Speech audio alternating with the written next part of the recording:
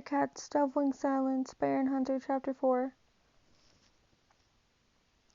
A faint three-quarter moon showed over the tops of the pine trees as the cats filed across the tree bridge to the island.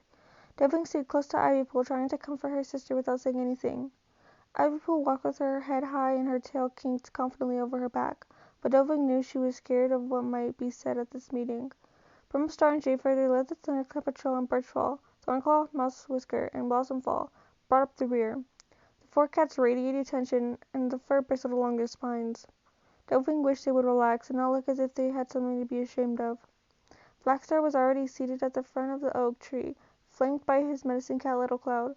Both cats looked frail and thin against the sturdy trunk. Their clanmates Tigerheart and Rascar sat a tail length off, ears twitching. Brimstar stopped halfway across the clearing and gestured with his tail to his clanmates, inviting them to sit down. "We'll stay here," he mewed quietly. Dovewing felt a stab of relief that he was staying with them rather than leaving to sit with Blackstar. One star arrived before the ThunderClan cats had finished settling. He was accompanied by his medicine cat Kestrelflight and Breezepelt. The Black Warrior's eyes flashed defiantly. He clearly doesn't think he's done anything wrong, Dovewing thought. The three clans waited in silence, listening to the rustle of ferns as the last cats approached. Misty Star emerged first from the bracken, followed closely by Mothwing and Icewing. Dovewing blinked. The ThunderClan had brought by far the most cats. What did that say about their loyalty to the warrior code? Brimstar seemed to guess what his clanmates were thinking. The other clans lost cats who fought with the Dark Forest, he murmured. All of you survived, which is why there are more of us here. It didn't make Dovewing feel much better. She felt warmth on her pelt and turned to see Tigerheart gazing at her. She looked away quickly. That was one complication she didn't need. One Star spoke first. "Why are Lionblaze and Dovewing here?" he asked. "They weren't part of the Dark Forest, were they?" "No," Brimstar replied, "but they know as much about the involvement of our clanmates in the Dark Forest as I do." He stepped into the space between the four clans and looked around at the other leaders. "We must pay attention to the truth of what happened and why those cats behaved as they did. The battle is over. They are no longer our enemies." His fur was ruffled, and Dovewing knew that in spite of what he said, he was troubled by the presence of so many ThunderClan cats. Whatever penalty was chosen, ThunderClan would be the most affected. The atmosphere in the clearing crackled with tension. It felt strange to have the leaders standing among the other cats, and the warriors who had been associated with the Dark Forest bristled as if they were ready to defend themselves with tooth and claw. Misty Star raised her head. "As you know, Beetlewhisker and Hollowflight were killed in the battle, so they cannot answer for anything they have done. Icewing knows her loyalty was tested by the Dark Forest and that she failed. But she has learned from this, and I do not doubt her now. She has always been a good warrior. I would like to give her the chance to be one again." "The same goes for Breezepelt," One Star declared. "We suffered great loss during the battle. Why should I want to punish one of my few remaining warriors? We need Breezepelt on patrol, not wasted because of something that has finished." "But they broke the warrior code," Blackstar protested. He looked at Tigerheart and Rascar, and his eyes were full of sorrow. "They betrayed the clan, their leader, and themselves. How can this go unpunished?" One Star let his gaze rest on the ThunderClan cats. "I suppose we have to face the fact that some of our clanmates were recruited by the Dark Forest, for whatever reason, some clans more than others," he added, meaningfully. Dovewing felt her pelt burn with indignation. Brimstar opened his mouth to speak, but Misty Star interrupted him. "There must be a way to move forward without further weakening our clan," she meowed. "None of us can spare more warriors, so exile is not an option." Dovewing blinked. Exile? She didn't even thought that would be a possibility. She shifted closer to Ivypool. "You have to tell them what happened," she whispered in her sister's ear. "How Hawkfrost recruited you. You weren't being disloyal to your clan. They have to understand that." Brimstar overheard and nodded. "Go on, Ivypool, please." The gray and white warrior looked daunted as she moved into the center of the clearing, but when she spoke, her voice was steady. "I think it would help to understand why some of us joined the Dark Forest," she began. One Star and Blackstar bristled, but Ivypool kept talking. "It wasn't because we hated our clanmates or didn't believe in the warrior code.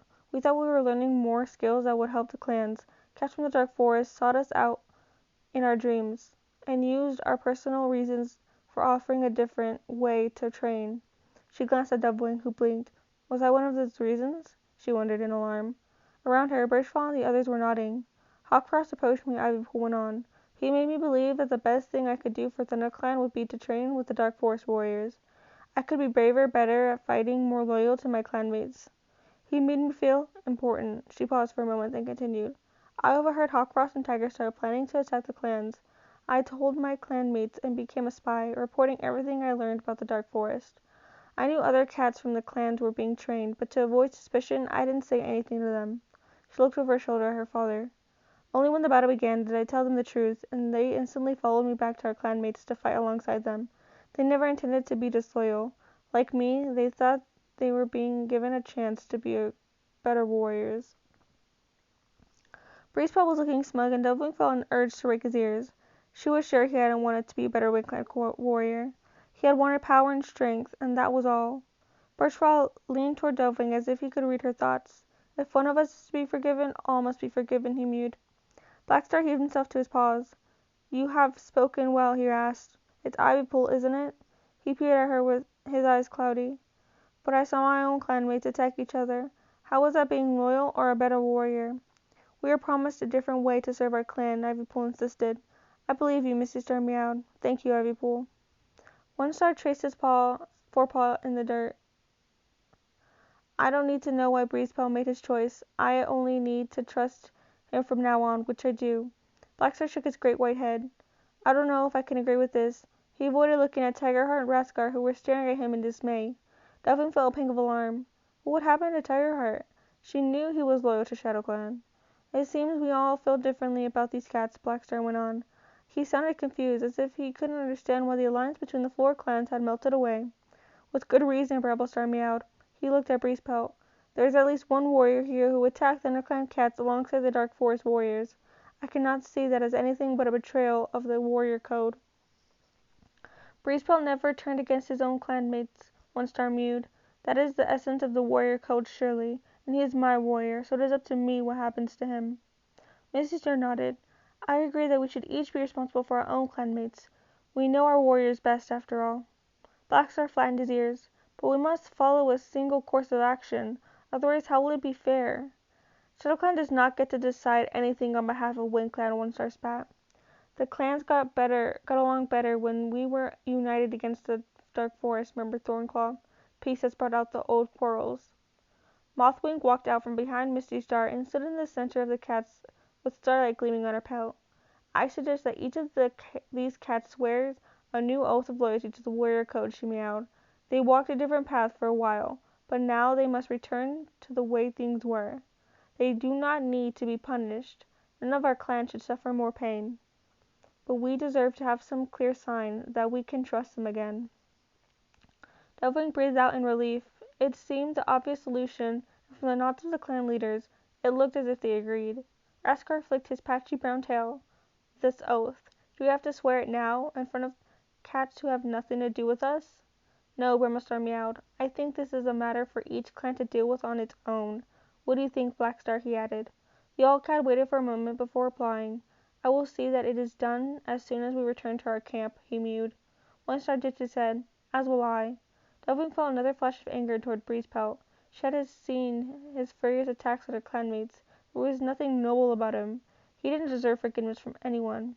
At least my father and Ivypool will be accepted back into with ThunderClan now, she thought. We have too much to do repairing the camp and building up our strength before Leaf Bear to worry about what went on before the great battle.